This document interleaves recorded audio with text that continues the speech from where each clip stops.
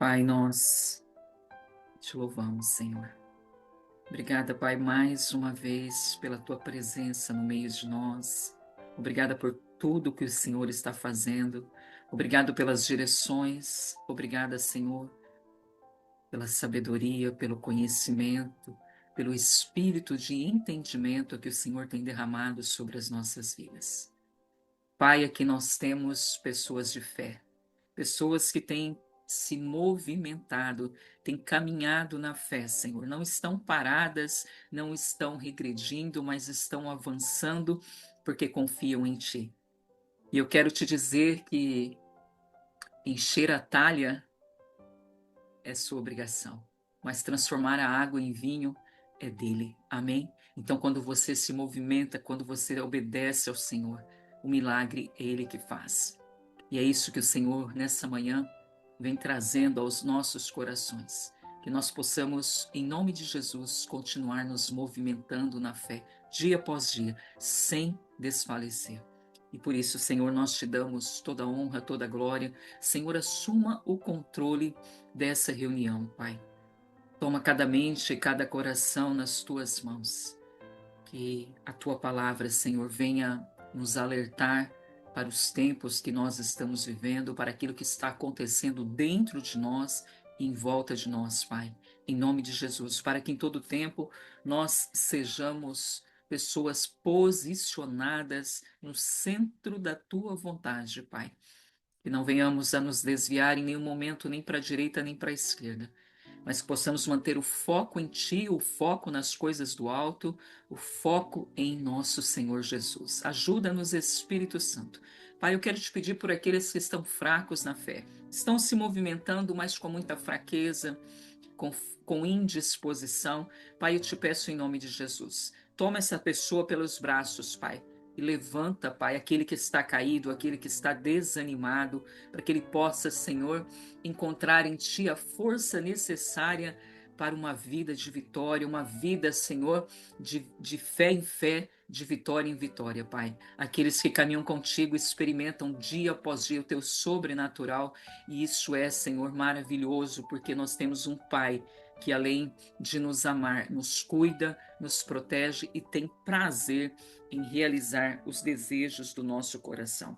Louvado seja o teu nome, Pai, engrandecido seja, que nessa manhã, Pai, o Senhor fale conosco poderosamente, que o Senhor possa nos responder, Pai, que o Senhor possa do seu santuário enviar socorro. Ah, Senhor, como o Senhor diz na tua palavra, desde Sião, o Senhor possa nos sustentar com as suas mãos santas e benditas. Que o Senhor possa nessa manhã receber, Pai, as nossas ofertas de gratidão, as nossas ofertas de manjares. Pai, que o Senhor possa receber as nossas vidas como um sacrifício vivo de adoração no teu altar, Pai.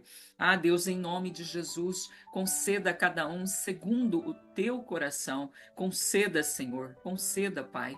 Oh, em nome de Jesus, que o Senhor possa realizar os desejos mais nobres dos nossos corações, Pai, e também nos moldar de acordo com a tua vontade. Em nome de Jesus Cristo, nós queremos neste dia celebrar, Pai, a nossa vitória, celebrar a tua presença no meio de nós mais do que qualquer coisa, Pai. A nossa vitória é podermos estar na tua presença. E é isso que nós queremos celebrar, Senhor, o teu espírito se movimentando no meio de nós. Aleluias, glória a Deus. Ah, Pai, traz aqueles que estão dispersos, Pai. Há ovelhas no teu aprisco que se dispersaram, por isso nós as chamamos nessa manhã, Senhor. As chamamos em nome de Jesus, que elas voltem ao aprisco, que elas voltem aos teus braços, Pai. Ah, sim, meu Deus, chama essas ovelhas, Pai, em nome de Jesus, que elas sintam o teu chamado, a tua presença, Senhor, em nome de Jesus Cristo. Amém, amém e amém. 2 Tessalonicenses, capítulo 2, diz: esse homem, que homem a Bíblia está falando? Do anticristo. Ele virá para realizar o trabalho de Satanás. Isso está claro para o teu coração? Esse homem, ele virá para realizar o trabalho de Satanás. E a Bíblia diz mais, ele realizará esse trabalho com poder, com sinais e falsas maravilhas, e com todo tipo de mentira perversa para enganar os que estão caminhando para a destruição. Só que aí a Bíblia explica por que as pessoas caminham para a destruição. A palavra diz: isso acontece porque eles se recusam. Diga, escreve aí para mim nos comentários, porque eles se recusam a amar e a aceitar a verdade que os salvaria. Portanto, Deus fará com que sejam enganados. Quem fará? Deus. Deus fará com que sejam enganados e eles crerão nessas mentiras. Eles crerão nesse poder, nesses sinais e nessas falsas maravilhas que o anticristo estará fazendo em trabalho com o Satanás. Então, a palavra diz: eles serão condenados por terem prazer na iniquidade em vez de crer na verdade. Mas o que eu quero te chamar a atenção nessa manhã é que o Senhor diz que eles se recusam a amar, e não só amar, a aceitar a verdade que o salvaria. Pastora, a senhora está falando da palavra de Deus, da verdade? Estou falando da palavra de Deus. Ah, mas eu aceito a palavra. Ah, tá, você aceita, mas você ama. Você ama essa palavra a ponto de não conseguir viver sem ela? É isso que ele está dizendo. Eles se recusam a amar e aceitar a verdade. Veja, nós temos falado muito, principalmente no meio cristão, dos finais do fim dos tempos, né? Dos sinais do fim dos tempos.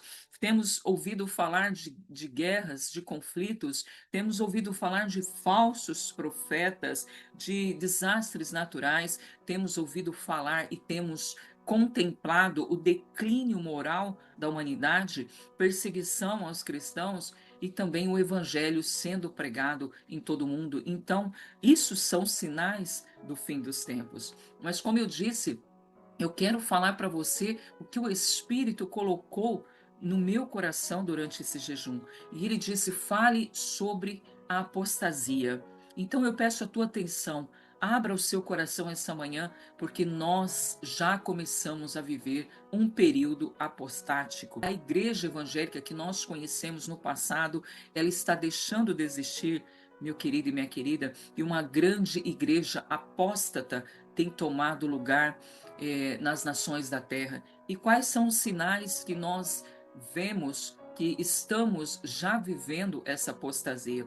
Você consegue perceber, principalmente no meio cristão, que as lideranças estão corrompidas, né? Muitos escândalos, muita manipulação, muito mercantilismo da fé, líderes que querem viver como celebridades e não como servos.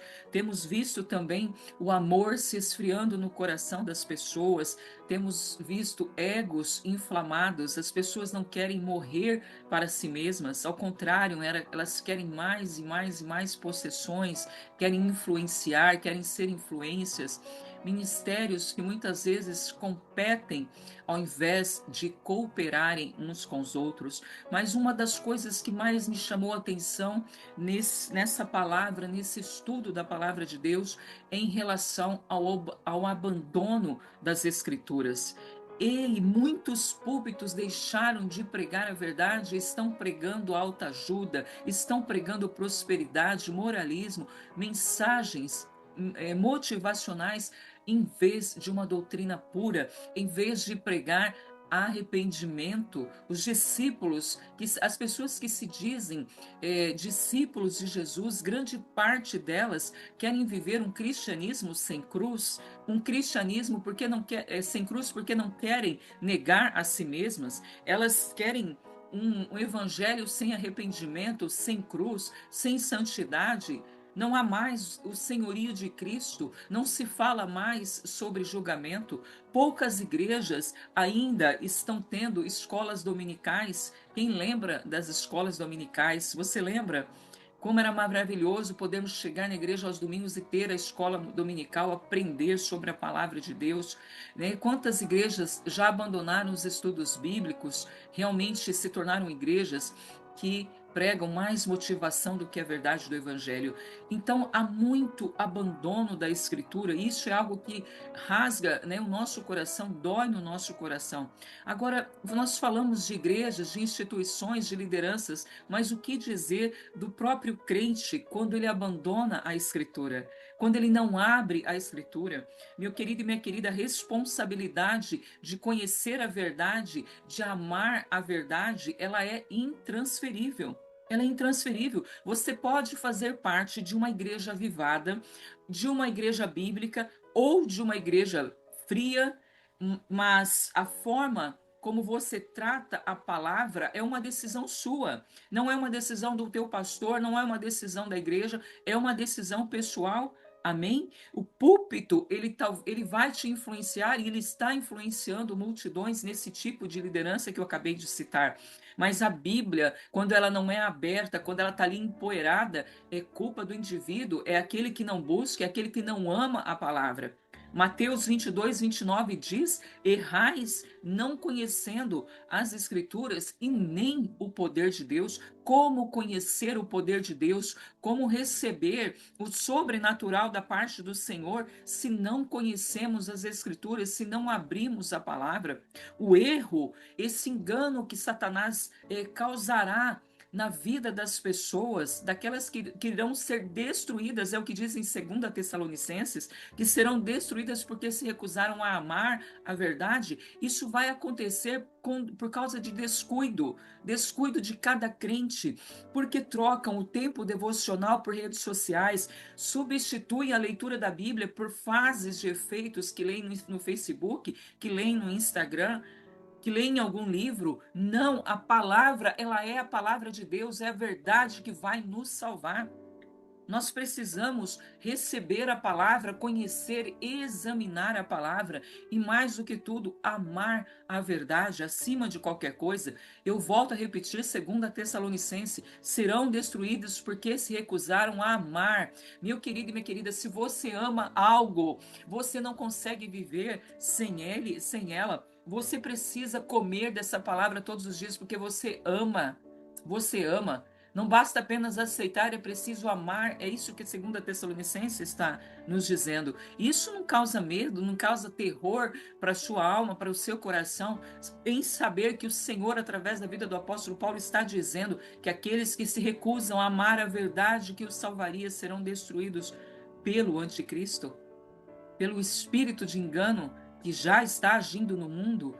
Então você vê que a palavra diz que Deus mesmo permite o engano sobre aqueles que não amam a verdade. Deus mesmo. Isso é muito forte. Isso não fala somente de pessoas que se rebelam, mas de crentes que são mornos, que são preguiçosos, que terceirizam a sua fé. Amém? Terceirizam.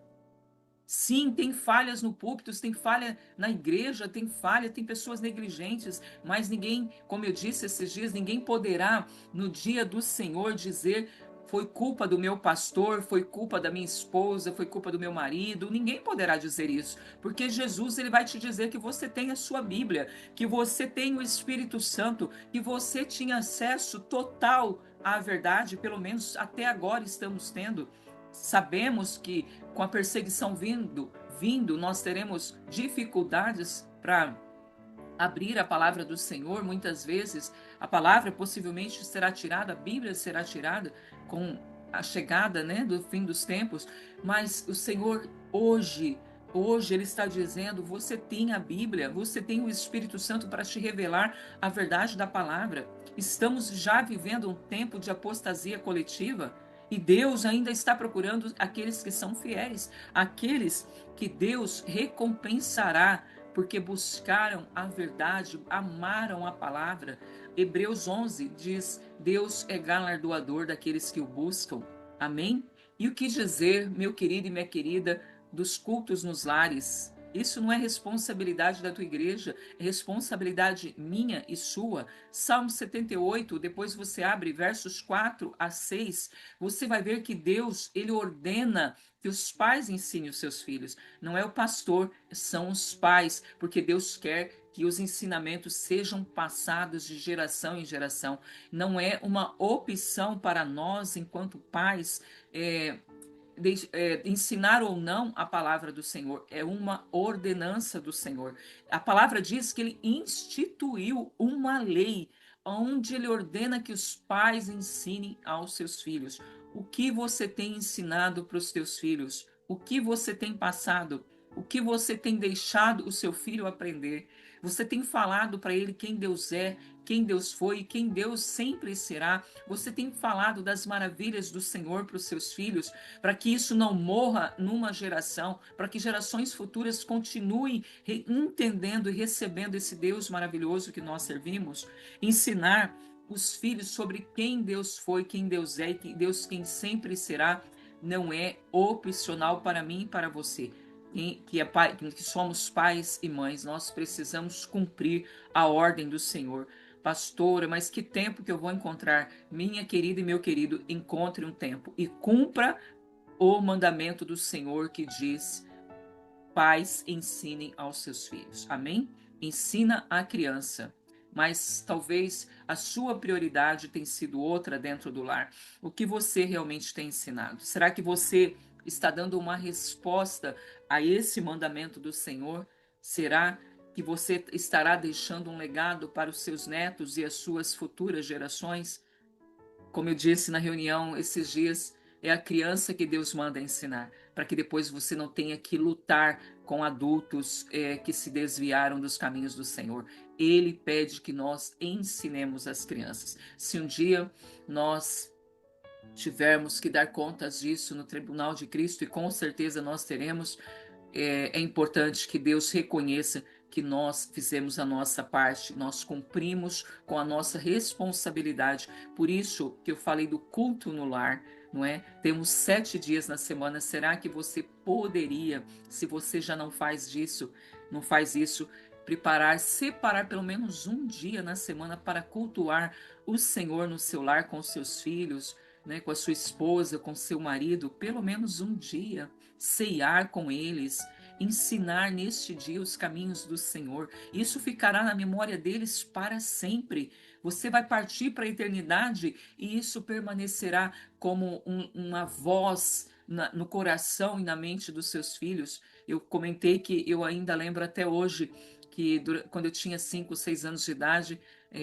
a igreja pedia que eu passasse a semana decorando um versículo para falar esse versículo no domingo da igreja, e eu lembro os versículos até hoje, eles me dirigiram durante a minha caminhada, né? Mesmo momentos de erro, você vê que a palavra diz: até quando envelhecer, os seus filhos não se desviarão. Eles podem se esfriar por algum tempo, pode acontecer, mas eles sempre voltarão aos caminhos do Senhor. E só farão isso porque eu e você, como pais, estamos ali na torre de vigília, orando por eles, ensinando, guiando nos caminhos do Senhor. Amém?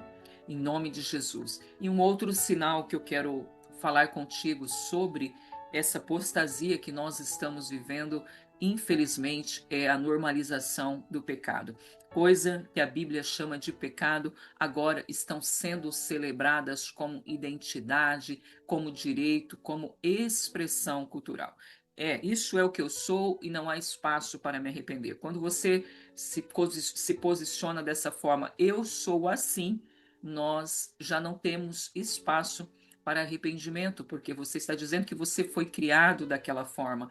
Se você questiona alguma coisa, a pessoa que questiona, ela é vista como intolerante, como opressor daquele que se diz ter uma identidade contrária aos padrões do Senhor. Então nós precisamos entender que o pecado ele tem sido santificado pela cultura, né? É aquela famosa frase: todo mundo faz e eu vou fazer. Então isso é um sinal de que a apostasia está se instalando de uma forma muito rápida na nossa sociedade, amém? E também uma fé que muitas vezes é sem transformação. Pessoas que se dizem seguir Cristo, mas não nasceram de novo, as suas vidas não mostram frutos dignos de arrependimento, não é? Nós temos um exemplo, por exemplo, na vida de Adão, que foi criado para viver no paraíso, recebeu diretamente o sopro de Deus na sua vida, ele respirou o ar do Éden, não é? Quem não gostaria de respirar o ar do Éden. E ele ouvia a voz de Deus na viração do dia, né? Conheceu Adão, meu querido e minha querida, ele conheceu um mundo sem dor. Acho que ele, meu Deus, Adão e Eva foram únicos que conheceram um mundo sem dor e um mundo sem morte, não é? Ali tudo perfeito, tudo maravilhoso, até que o pecado veio e quebrou essa harmonia entre Deus e os seus filhos. E você já conhece a história que essa queda, né, o pecado fez com que Deus o tirasse, ele foi expulso desse jardim. Mas nós vemos que Adão, ele viveu pouco tempo no Éden, muito pouco tempo. Nós sabemos pela Bíblia que Abel e Caim já nasceu fora do Éden. E após a morte de Abel, Deus dá um novo filho para Adão e Eva, né? Deus traz Sete à existência e Deus fala que ele tinha somente 130 anos quando ele teve Sete. Mas Adão viveu mais 800 anos. Então foram 800 anos com saudades do paraíso, com certeza, mas pelo menos 800 anos. Eu acredito, né, que ele viveu poucos momentos da sua vida no Éden, porque se a Bíblia fala que Adão com 130 anos teve Sete, e antes disso ele já tinha tido Abel e Caim, provavelmente ele viveu talvez menos de 100 anos. Para quem ia viver 930 anos, é muito tempo, lembrando de um Deus maravilhoso, lembrando de uma comunhão com esse Deus que encontrava com ele todos os dias, que dava para ele os nomes dos animais, das plantas e tantas outras coisas que nós nem com a nossa imaginação não podemos nem chegar, né, a esse ponto de tentar entender o que Adão ele viveu no Éden com o Senhor. Eu creio que ele viveu 800 anos, mais de 800 anos, com muita dor, né? Porque ele sabia o que ele tinha perdido. Ele sabia, ele viveu com essa saudade da presença de Deus. Imagina lembrar todos os dias essa perda dessa comunhão direta com Deus, da perfeição da criação, dessa ausência do pecado, da morte, da dor, até que tudo aconteceu, não é? Adão viu o mundo dele cair, o mundo dele desmoronar.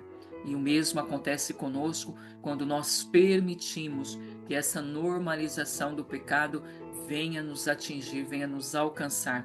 Adão, ele teve o solo amaldiçoado, ele teve que viver de trabalho pesado e muitas vezes infrutífero.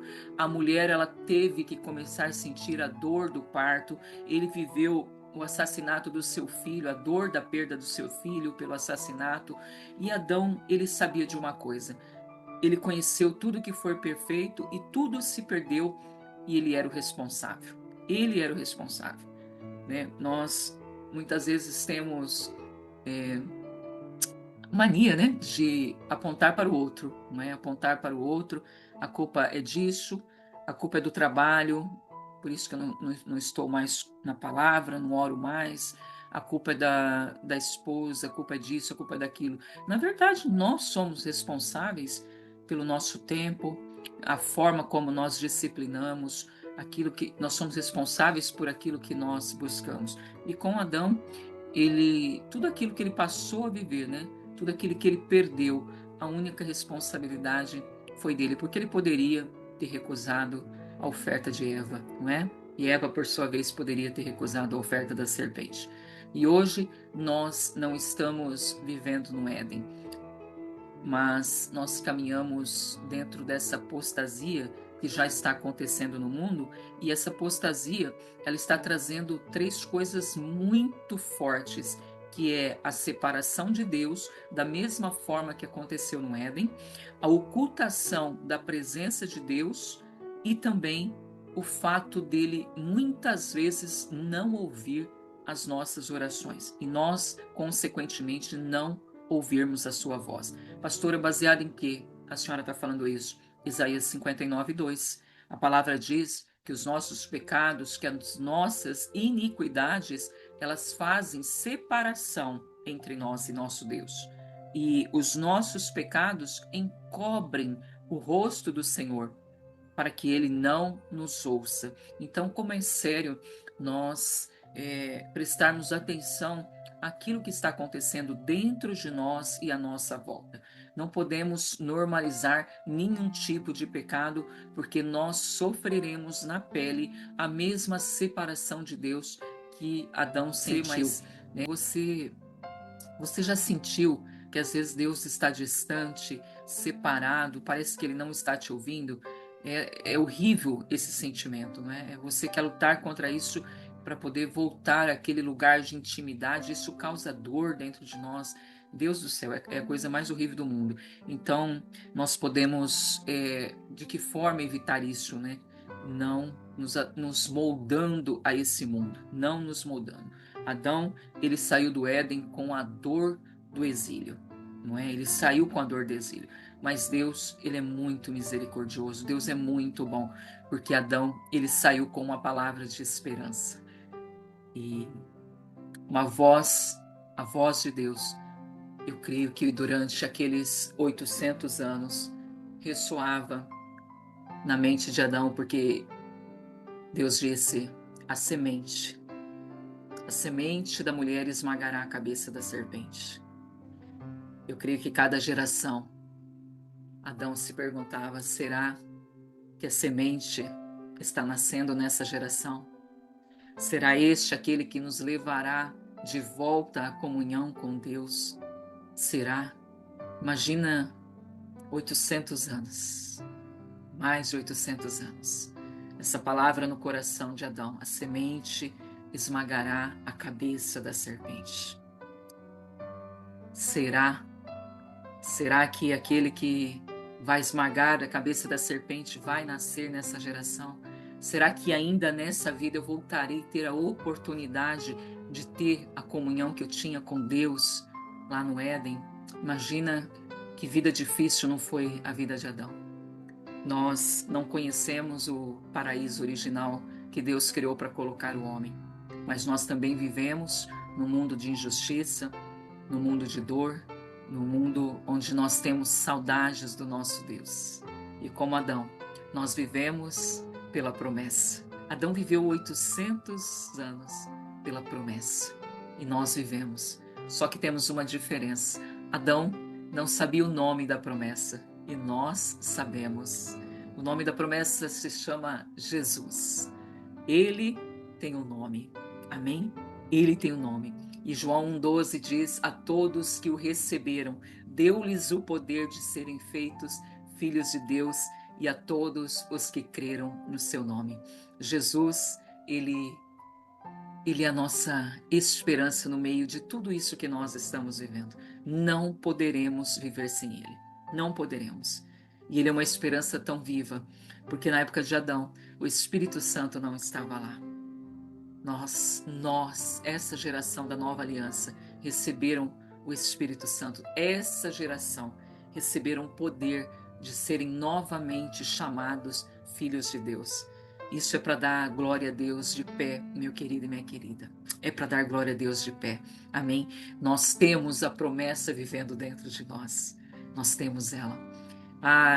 E nada pode nos tirar desse amor. Amém? Nada pode nos tirar. Então, no meio desse movimento, desse mundo apostático que nós estamos vivendo, o que nós podemos fazer para estarmos o tempo todo com Ele? O que nós podemos fazer para que essa comunhão não seja quebrada? Eu quero que você abra sua palavra em 2 Crônicas 7,14. Abre para mim 2 Crônicas 7,14. Em nome de Jesus. Aleluia. A palavra diz: se o meu povo, quem? O meu povo, se o meu povo, que se chama pelo meu nome. Quem é o povo de Deus? Aqueles que carregam o seu nome. Quem é o povo de Deus? São aqueles que o representam nessa terra. Quem é o povo de Deus? Aqueles que se identificaram já como seus filhos, aqueles que receberam o Filho de Deus como Senhor e Salvador, que creram no seu nome. Esses são o povo do Senhor. Amém? E eu louvo ao Senhor porque você está incluído e incluída nesse povo. E a palavra diz: se o meu povo que se chama pelo meu nome, você se chama pelo nome do Senhor, essa palavra é para você. Ele diz: se o meu povo se humilhar, se o meu povo orar, se o meu povo buscar a minha face, se o meu povo se converter dos seus maus caminhos, então eu ouvirei dos céus, eu perdoarei os seus pecados e eu sararei a sua terra. O meu povo, ele precisa se humilhar, ele precisa orar, ele precisa me buscar, ele precisa se converter dos maus caminhos. Como que eu me humilho?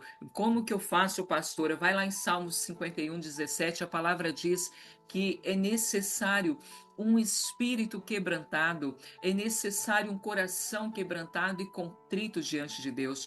Veja, para que nós possamos ter as promessas do Senhor na nossa vida, para que nós possamos nos separar desse povo que está vivendo uma apostasia, do povo que está fielmente servindo ao Senhor, nós precisamos fazer todos os dias o que segundo a Crônica 7,14 está nos pedindo. É um trabalho diário, orar, se humilhar, orar, buscar a face do Senhor e se converter dos maus caminhos.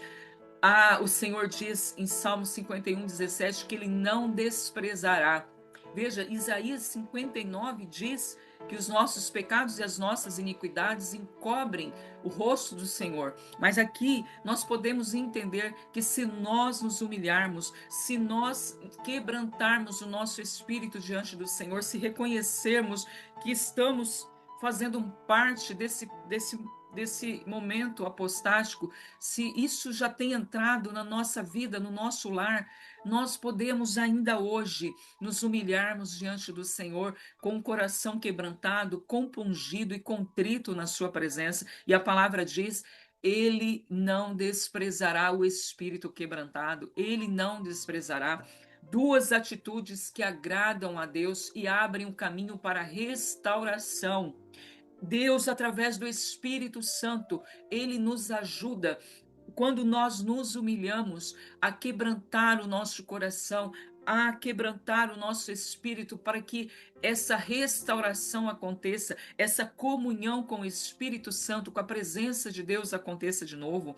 Por isso a palavra diz: hoje buscai o Senhor enquanto se pode achar. Precisamos de um espírito quebrantado, que significa um estado interior de rendição, um estado em que a nossa vontade, o nosso orgulho, a nossa resistência,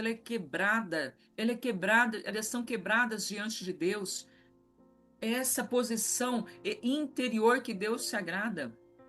Começa com o Senhor, na presença do Senhor, com uma oração sincera, pedindo ao oleiro para refazer o vaso. Amém? Pedindo Ele, precisamos, em nome de Jesus, abandonar esse ego, abandonar a soberba.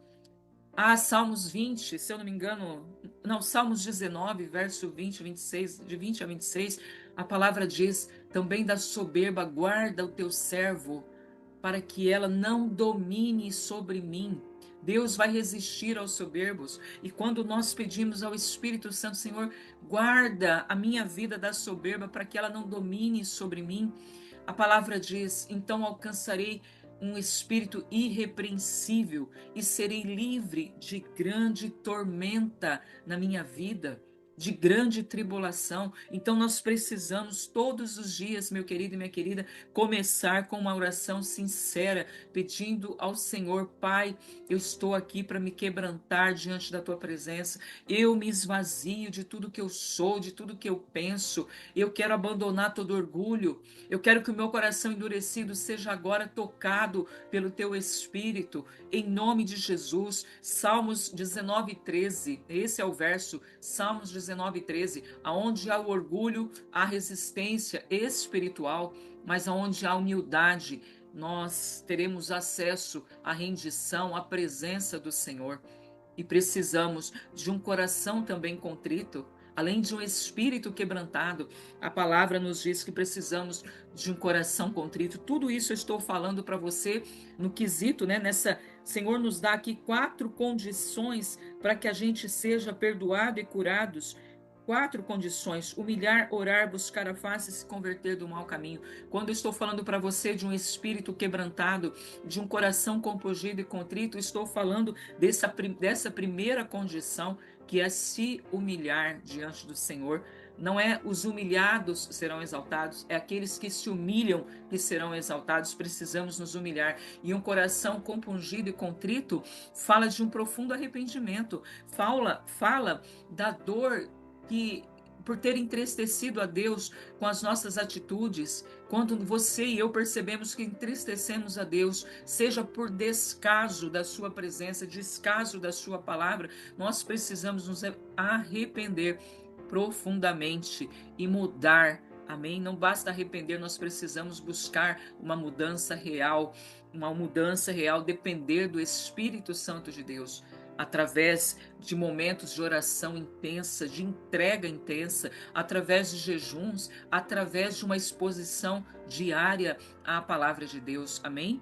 Se você quer viver essa realidade que o Senhor está pedindo aqui, que nós devemos nos humilhar, ore pedindo ao Senhor um coração sensível. Peça a Ele, fala: Senhor, eu quero um coração sensível, tira esse coração de pedra, me dá um coração de carne, conforme diz lá em Ezequiel 36. Me dá um coração de carne.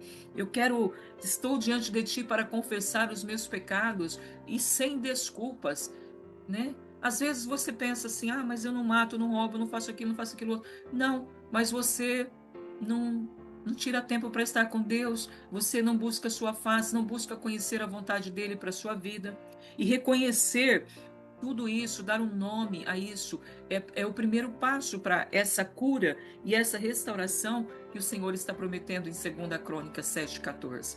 Nós precisamos também nos colocar diante da cruz. Toda vez, meu querido e minha querida, que nós meditamos no sacrifício intenso que o Senhor Jesus fez, isso nos quebra por dentro, porque a cruz do Senhor, ela nos mostra que sem Deus nós não podemos fazer nada, sem Ele nós não somos absolutamente nada. Amém?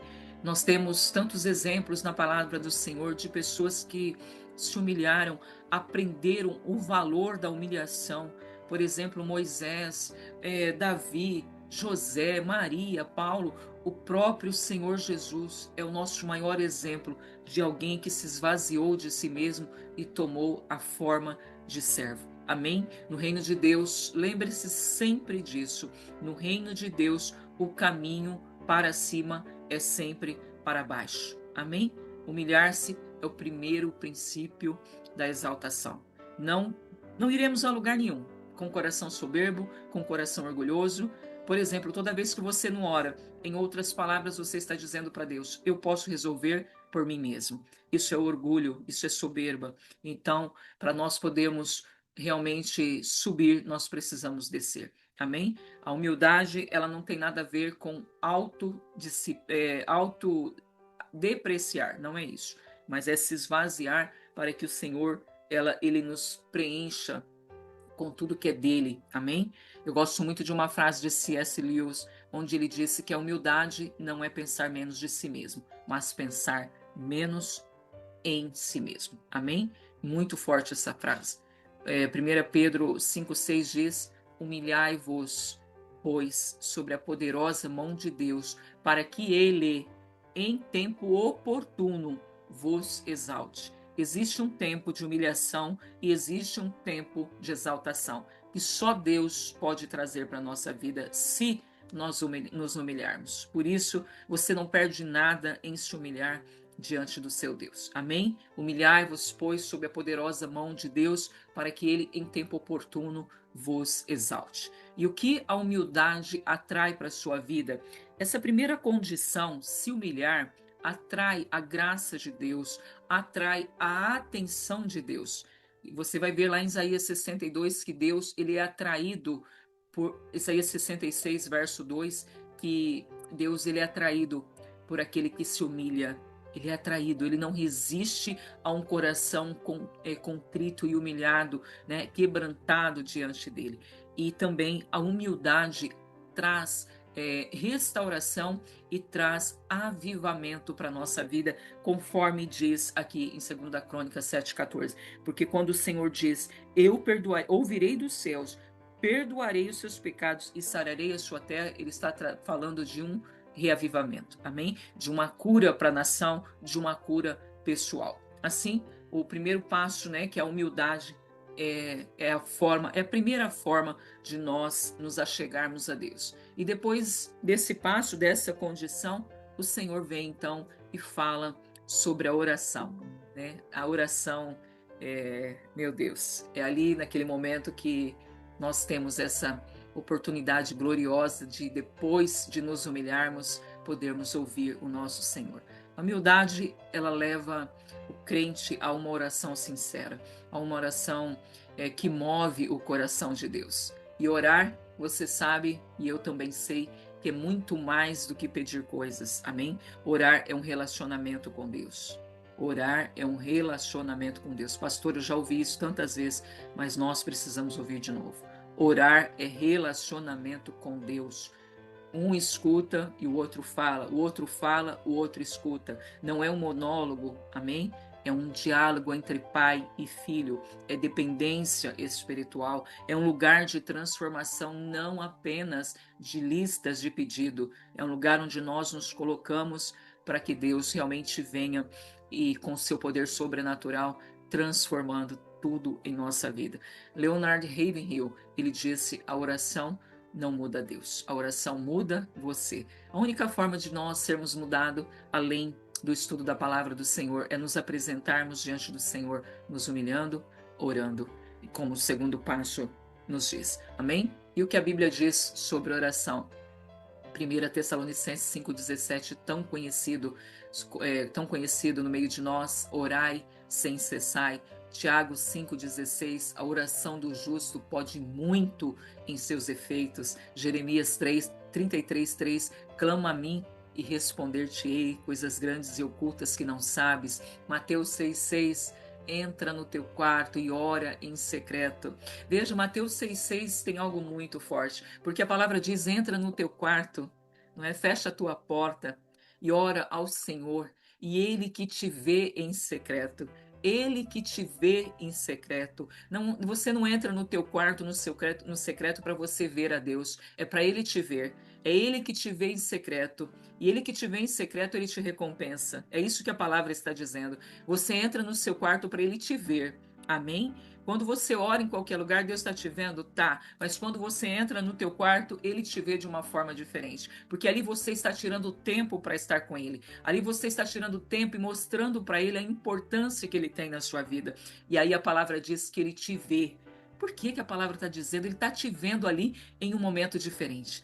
Ele te vê de uma forma diferente. Tira tudo que você está carregando ao longo do dia e se coloca diante dele para que ele te veja como você é, não é? Como nós somos, de corpo, alma e espírito. Então entra, jamais deixa de entrar no teu secreto para que ele possa te ver dessa forma. Amém? Mas muitos, meus queridos, não oram, muitos não oram. E não oram por quê? Será que falta tempo ou falta prioridade?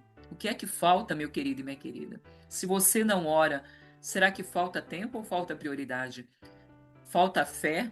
Será que aqueles que não oram não creem que Deus está ouvindo? Será que é culpa porque se sentem muitas vezes indignos de estarem na presença do Senhor? Ou será orgulho mesmo? Acham que podem resolver tudo sozinhos. Nessa hora eu lembro Moisés que disse: não me deixe sair do meu lugar se a tua presença não for comigo. Não há nada, nós precisamos estar no lugar onde nós dizemos para Deus com as nossas palavras e com as nossas atitudes: Pai, eu não quero fazer nada se a tua presença não for comigo.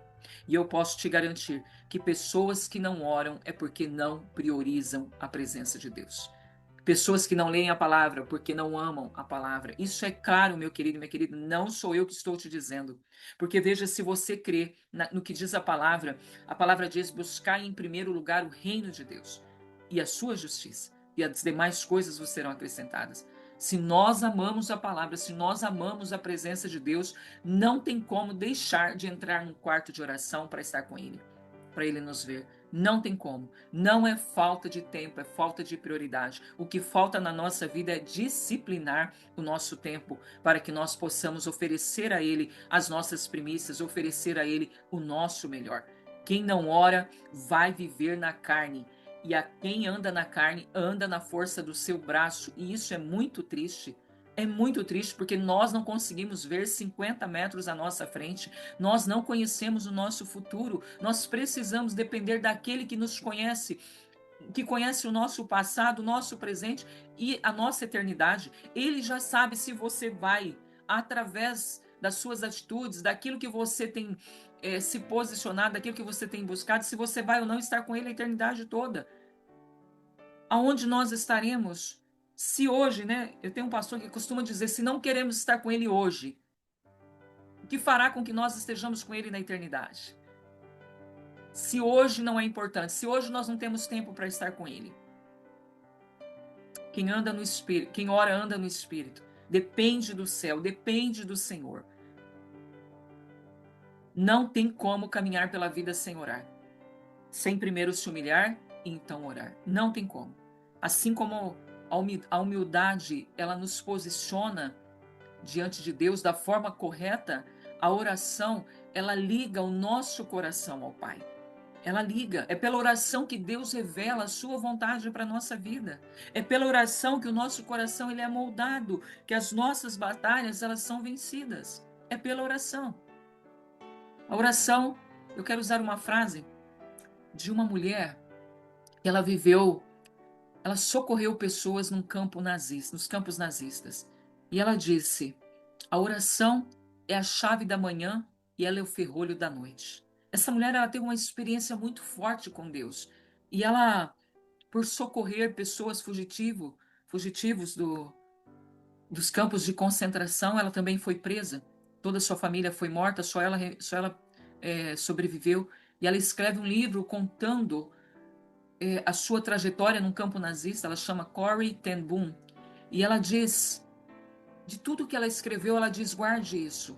A oração é a chave da manhã e o ferrolho da noite. Ou seja, a oração é ela que abre todas as portas e fecha as portas que precisam ser fechadas. É a chave da manhã e o ferrolho da noite. Achei muito forte essa frase. Eu comprei o livro dela, tô lendo aqui, chama The Hiding Place, né? Toda a história dela no campo nazista, muito forte. Se vocês, eu não sei se tem em português, mas é um livro que eu super indico. É uma pessoa que teve uma experiência muito forte com o Senhor através da oração. Amém? Como está a sua vida de oração? Como está? Você ora somente quando você precisa ou porque você ama estar com Deus? Como está o seu secreto? Há quanto tempo você não derrama lágrimas na presença do Senhor? Há quanto tempo você não se entrega verdadeiramente? A ponto de você sentir o seu coração rasgar, a ponto de você se esvaziar tanto que você fica sem forças para dizer uma palavra. Você já se quebrantou a esse ponto, meu querido e minha querida, onde você entrega tudo, em nome de Jesus, movendo aqui para a próxima condição. O Senhor diz: buscar a minha face, buscar a minha face, que significa buscar a minha face. Buscar a face de Deus é desejar a presença dele mais do que tudo. Não apenas o que ele pode fazer, mas a presença. A presença. E se você sabe qual é a diferença entre buscar as mãos de Deus e buscar a sua face, veja de que lado você está. Coloca de lado um povo, do lado esquerdo o povo que busca a mão de Deus, do lado direito o povo que busca a face de Deus. O povo que busca a mão de Deus, focado somente em respostas imediatas, em milagres. O povo que busca a face de Deus, focado em conhecer o coração do Pai. O povo que busca as mãos de Deus são muitas vezes motivados somente pela necessidade de um pedido atendido, de um socorro. Agora, o povo que busca a face de Deus é motivado por amor, por reverência, por temor, por querer cumprir a vontade do Senhor, por querer ser obediente. O povo que busca a mão de Deus talvez vai buscar por alguma situação momentânea, por uma tribulação, por causa de um desafio, mas o povo que busca a face de Deus é um povo que busca algo relacional, contínuo, consistente, diligentemente, pessoas que realmente querem se relacionar com a divindade. Amém? E pessoas que buscam as mãos de Deus, buscam sem um compromisso real com o Senhor. mas aqueles que buscam a face de Deus, buscam envolvidos em uma rendição, em viver uma vida de santidade que agrada ao Senhor. Você vê como tem muita diferença. Pastor, eu não posso buscar a mãos de Deus? Você pode. A palavra diz, se você vier um pouquinho antes, aqui em 1 Crônicas, você vai ver uma oração de Davi, onde ele diz que o Senhor, nas suas mãos, ele tem honra e riqueza para nos dar. Honra e riqueza. Não estou achando aqui agora, mas é um pouquinho aqui antes, em 1 Crônicas. Deixa eu ver se eu abro. Ele diz que ele tem honra e riquezas. Mas o que o Senhor nos pede é que nós busquemos a sua face, para então o Senhor poder realmente nos abençoar. Amém? Não tem nada de errado em querer que o Senhor nos abençoe com honra, com riquezas, mas ele pede aqui em 2 Crônicas que nós busquemos a sua face. Amém? Achei aqui, olha. 1 Crônicas 29, no verso 10, a palavra diz: Pelo que Davi louvou o Senhor perante a congregação e disse: Bendito és tu, Senhor, Deus de Israel, nosso Pai de eternidade em eternidade. Teu, Senhor, é o poder, a grandeza, a honra, a vitória e a majestade, porque tudo é teu quanto há nos céus e na terra, e teu, Senhor, é o reino, e tu te exaltaste por chefe de todos.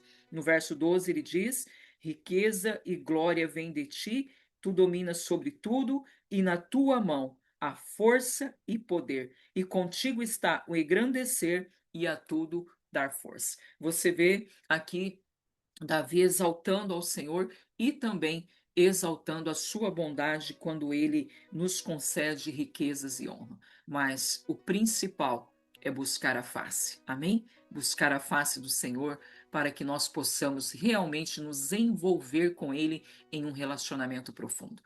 Eu, enquanto meditava nessa palavra, eu parei muito tempo aqui em 2 Crônicas 7,14 e em um momento o Espírito disse: diga à minha igreja, venha se envolver com o meu coração.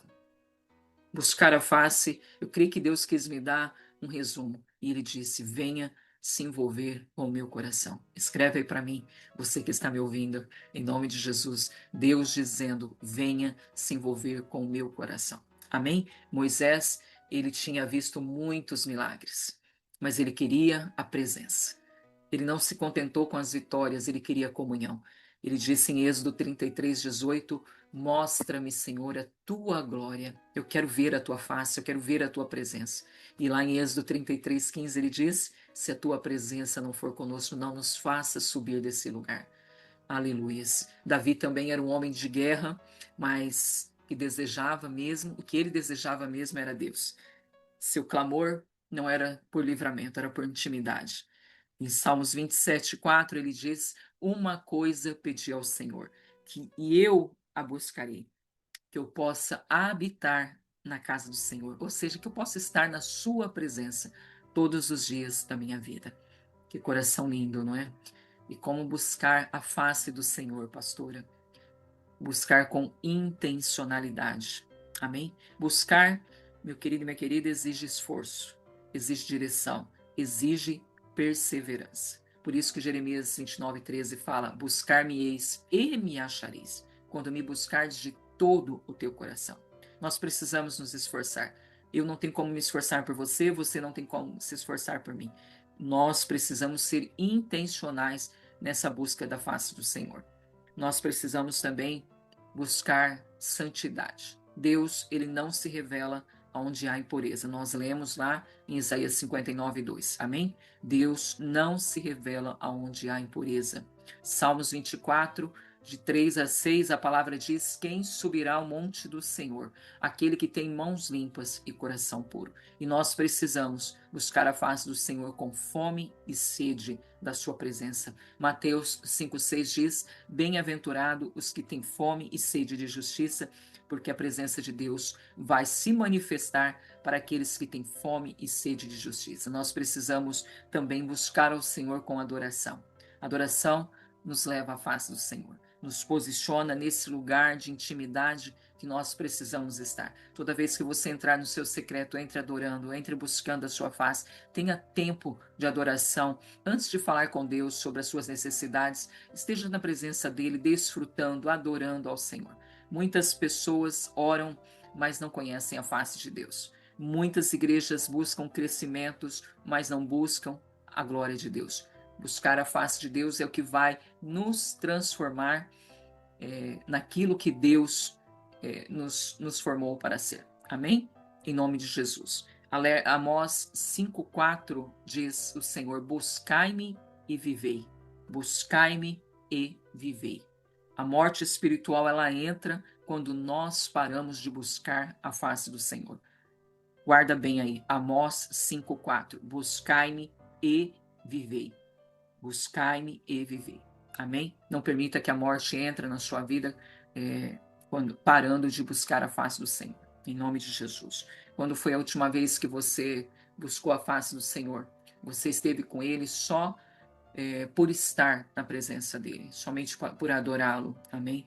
Nós precisamos estar atentos a isso. E nós chegamos aqui à última condição divina para sermos realmente perdoados e sarados. Essa última condição divina chama-se converter dos maus caminhos. Então eu ouvirei do céu, perdoarei os seus pecados e sararei a sua terra.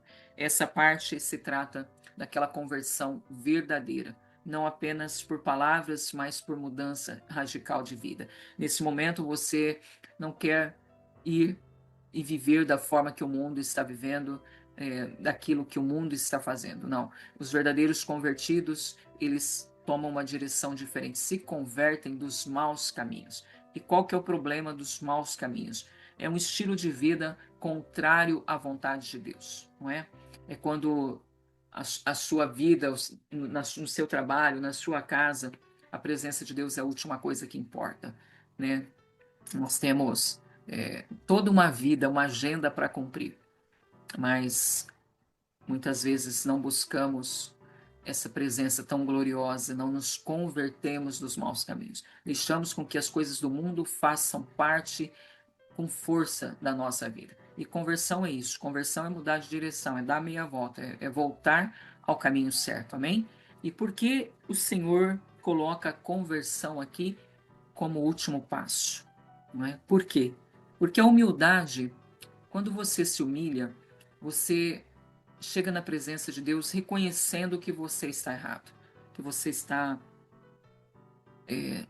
precisando realmente se quebrantar, ter um coração contrito na sua presença, se esvaziar daquilo que você é, se esvaziar do seu eu, do seu ego. E quando você se humilha, você ora, você nessa oração, com certeza o Espírito Santo de Deus vai te levar a um arrependimento profundo do que precisa ser, né, ser levado. E quando você busca a face de Deus, você já percebe que você passando daquela fase da humilhação, você orando, você entra em um lugar onde a santidade de Deus, a presença de Deus começa a se revelar para você, e você olha para o seu interior e você percebe o quanto você precisa mudar, a área que você precisa mudar. E por último ele diz: convertei-vos do mau caminho, né? Arrependei-vos e convertei-vos para que sejam apagados os seus pecados. A conversão, ela então nos prepara para um caminho de avivamento pessoal e coletivo. É essa conversão que faz com que realmente tudo muda. Ali naquele momento você já não quer viver como velha criatura, não. Você quer que ela morra de verdade. E só haverá cura para a terra quando houver conversão do seu povo. Amém? Só haverá cura para a terra quando houver a conversão do seu povo. Só haverá cura para a nossa vida quando nós realmente nos posicionarmos de uma forma séria diante do nosso Deus, dizendo: eu não quero mais isso para a minha vida, eu dou um basta, não tem plano B, é o Senhor e pronto. Amém? Deus, ele não vai curar a sua vida, ele não vai curar um território sem antes tratar com o coração dessa pessoa ou desse povo que habita no território. É um tratamento coletivo, nacional e pessoal que Deus faz conosco, amém? E se nós fizermos isso, se nós nos humilharmos, orarmos, buscar a face do Senhor, nos convertermos do mau caminho, então o Senhor nos promete. E quando o Senhor promete, você pode ter certeza que Ele cumpre. E Ele diz: eu vou ouvir do céu. Primeira coisa, eu vou ouvir do céu. Tá claro para você qual é a oração que Deus ouve? Aquela que a pessoa se humilha, aquela que a pessoa realmente ora com toda a sinceridade do seu coração, e aquela que ela deseja ardentemente abandonar o caminho que está seguindo. E aí o Senhor ouve do céu, perdoa os pecados e sara a terra. Amém?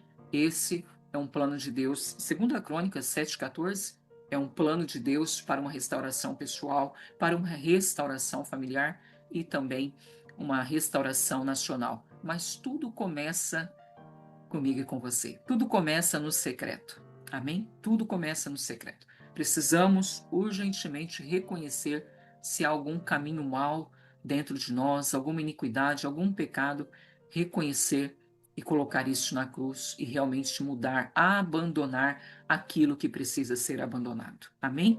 Em nome de Jesus. E essa manhã eu creio que o Espírito Santo de Deus, ele está nos convidando para abandonar o estilo de vida que desagrada a Deus. Se porventura você está vivendo uma vida que desagrada ao Senhor, esse é o momento de você pedir ao Senhor que realmente venha, venha com força sobre a tua vida e venha transformando todas as coisas. Lembre-se, aqueles que se humilham, eles serão exaltados. Amém? Em nome de Jesus.